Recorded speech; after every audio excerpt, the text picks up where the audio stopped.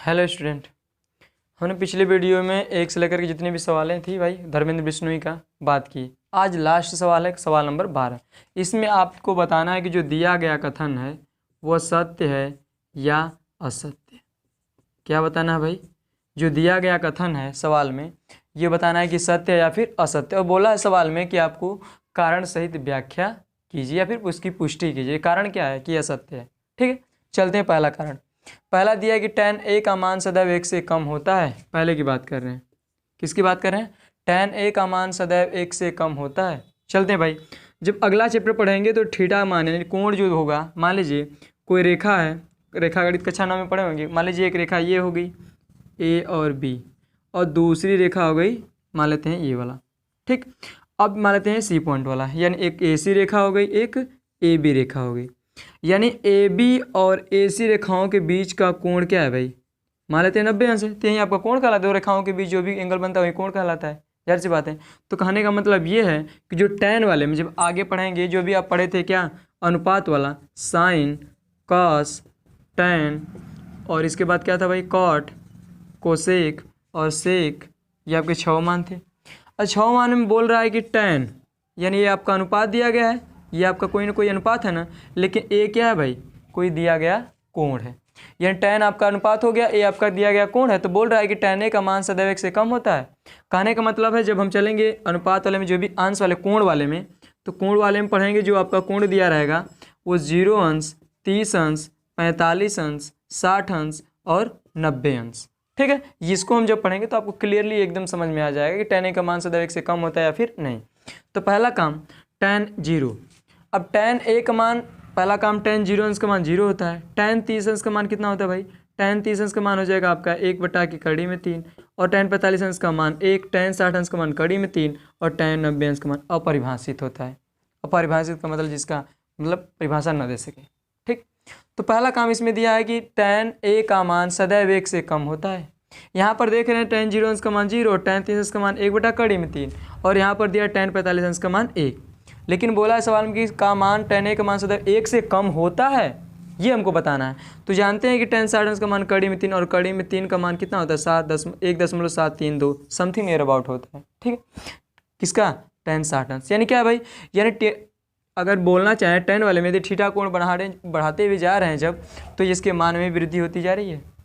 ये तो हमसे लेना देना नहीं है, लेकिन मतलब ये है कि tan ए का मान सदैव 1 से कम ही होगा, लेकिन ऐसा संभव नहीं है। क्योंकि देख रहे हैं कि थीटा के जब मान बढ़ाने चलते हुए आगे बढ़ रहे हैं तो अधिकतम मान आपको बढ़ता हुआ चला जा रहा है। यानी tan 45 अंश का मान 1 और जैसे ही आगे जा रहे हैं tan 60 का क्या होता है, 3 और जानते हैं 3 का मान 1.732 नियर अबाउट होता है। तो आपको ऐसे ही समझ में आ जाएगा ये क्या हो जाएगा भाई, दिया गया कथन असत्य है। क्या भाई? असत्य।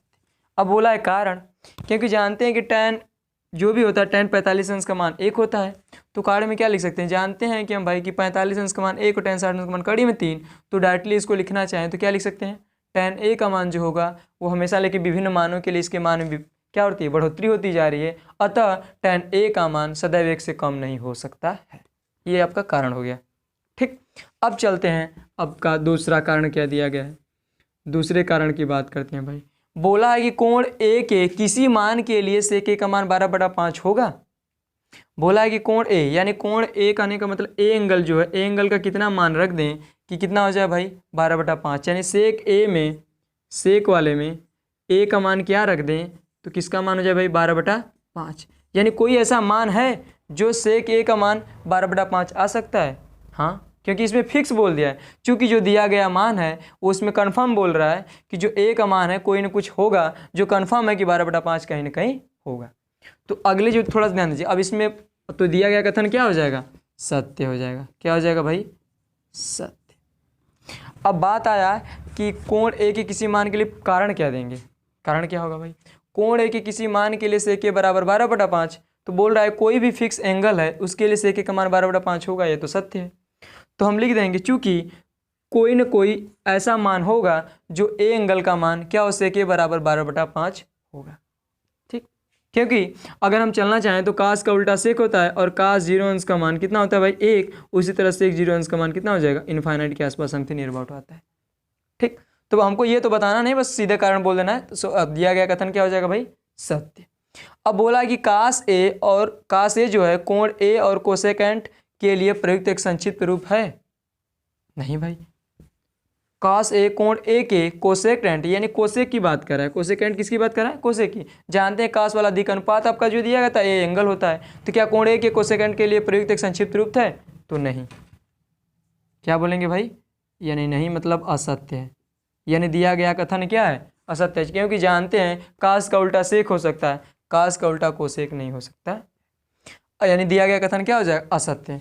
बोला कि काट ए जो है काट और ए का गुणनफल होता है? संभव नहीं है भाई, क्योंकि ये जो काट है यदि अनुपात होता है, यानी जो भी आपका अनुपात दिया रहेगा, और ये क्या ए दिया गया कोण है, तो ये संभव नहीं कि काट और ए आपस में क्या है?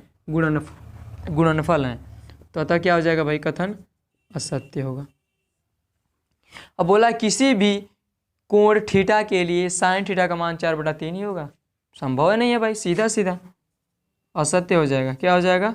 असत्य। तो इसका कारण में क्या लिखेंगे? क्योंकि जानते हैं कि थीटा का जो यदि मान जो भी होगा थीटा के हिसाब से भी पढ़े ना, कि जब आगे चैप्टर अगला चैप्टर जो पढ़ेंगे साइन में, तो साइन में 0 अंश, 30 अंश, 45 अंश, 60 अंश और 90 अंश, यानी थीटा के विभिन्न मानों के लिए जो आपका एंगल होगा, यानी अगर मान लेते हैं 0 अंश, 30 अंश, 45 अंश, 60 अंश और 90 अंश, यानी जानते हैं कि जब आगे हम आपको पढ़ाएंगे तो उसमें आपको क्लियरिटी एकदम साफ साफ दिखेगा कि साइन 0 अंश का मान इसमें दिया गया होगा ए, साइन 0 अंश का मान 0, साइन 30 अंश का मान 1/2 और एक साइन 45 अंश का मान 1/2, साइन 60 अंश का मान कड़ी में 3/2 और साइन 90 अंश का मान 1।